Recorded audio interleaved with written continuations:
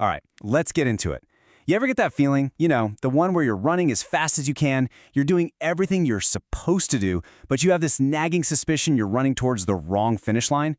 It's like we're all playing this game and maybe, just maybe, we've got the rules all wrong.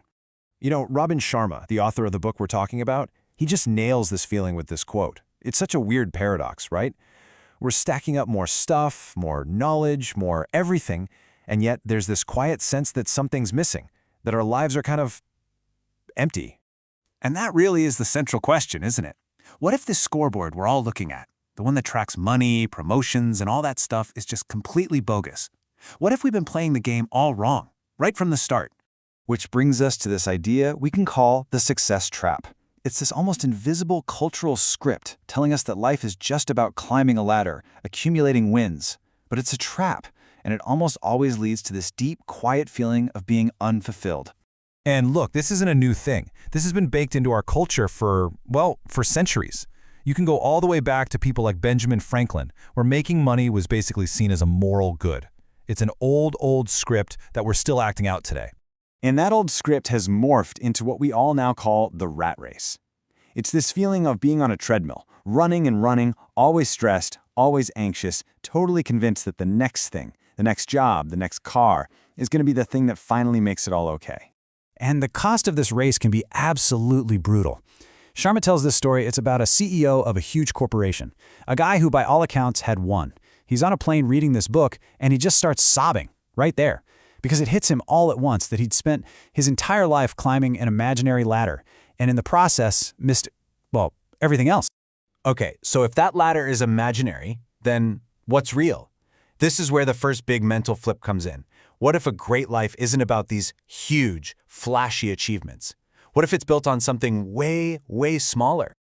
So this right here, this is the core of it. On the one side, you've got what society tells us. Go achieve big things, impress people you'll never even meet. But the monk's wisdom? It's a total opposite. Just perform daily acts of kindness. Be decent. It suggests that a great life isn't about one massive victory, but about stringing together thousands of tiny, beautiful moments. There's this incredible parable that really drives this home. So, picture this. Two men sharing a hospital room. One of them is lucky enough to have the bed by the only window. And every day he describes in vivid detail everything he sees outside. Kids playing, a beautiful park, lovers walking hand in hand. But slowly, the other man, the one who's bedridden, starts to feel this dark envy. He starts to resent his friend for having this one privilege. And one night, the man by the window has a violent coughing fit. He's choking. The bedridden man could easily press the call button for a nurse, but he doesn't. He just lies there in the dark and listens as his friend dies. The next morning, he asks to be moved to the window bed. He can barely wait. He props himself up, pulls himself over to get his first look at this magical world he's been hearing about, and he sees a blank brick wall. His friend had made it all up. He'd created a beautiful world out of nothing, just for him, as an act of pure love. It's a gut punch, right? It shows how our inner world literally creates the one we see.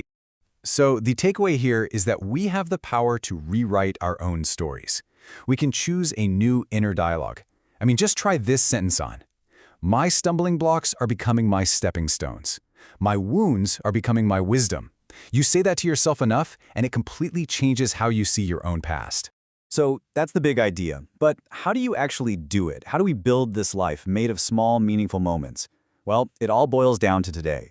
Because as we're about to see, your day is your life. This quote just says it all, doesn't it? We get so caught up in these huge, life-changing plans, but the real secret is just to live today well. A great life isn't some far-off destination. It's just a bunch of great days, all strung together. That's it. And here's a thought that might be a little uncomfortable. Everyone's telling us to get more sleep, right? But what if our exhaustion isn't really about a lack of sleep? What if it's because we're trying to escape a life that doesn't excite us? Maybe the cure for being tired isn't more sleep, it's more passion. Now, to live a great day, you've got to be present for it. But that's hard with what the book calls the monkey mind. You know, that voice that's always jumping from thought to thought. So here's a simple exercise. Take a book, read one page, and every single time your mind drifts off, just make a little check mark in the margin. You're not judging, you're just noticing. And that simple act of noticing is the first step to a clearer, quieter mind. And there's a real danger to not training our focus, to not using our vision for a better life. It's like this medical condition called amblyopia. Basically, if you cover a child's perfectly healthy eye for long enough, their brain just stops using it. The eye becomes blind. It's a powerful metaphor, right? What we don't use, we lose. And that includes our ability to see a better future for ourselves. Okay, so this brings us to the end game. If the finish line isn't about money or status or climbing some imaginary ladder, then what is it? What are we actually running towards? And here's the final paradox. You actually can't chase success. It doesn't work that way. Success isn't the thing you aim at. It's the thing that happens to you. The unintended but inevitable side effect of a life spent focused on something else entirely. A life spent serving others. And there's this perfect little story about Gandhi. He's jumping onto a moving train and one of his shoes falls off onto the tracks. He can't get it back, so what does he do? Without missing a beat, he takes off his other shoe and throws it back so it lands right next to the first one. When someone asked him why, he just said, "Now the poor soul who finds the first one will have a pair he can wear." So this is the final piece of inner dialogue to take with you. It's about changing the fundamental question that runs your life. We need to stop asking, what will I achieve? And start asking, how will I live? That one little switch changes everything. It moves your focus from the destination to the journey itself. And that leaves us with one last question. It's a bit of a heavy one, but it's maybe the most important. It's not meant to be morbid, it's meant to be clarifying. It forces us to measure our life not by what we had, but by who we were to other people. So, who will cry when you die?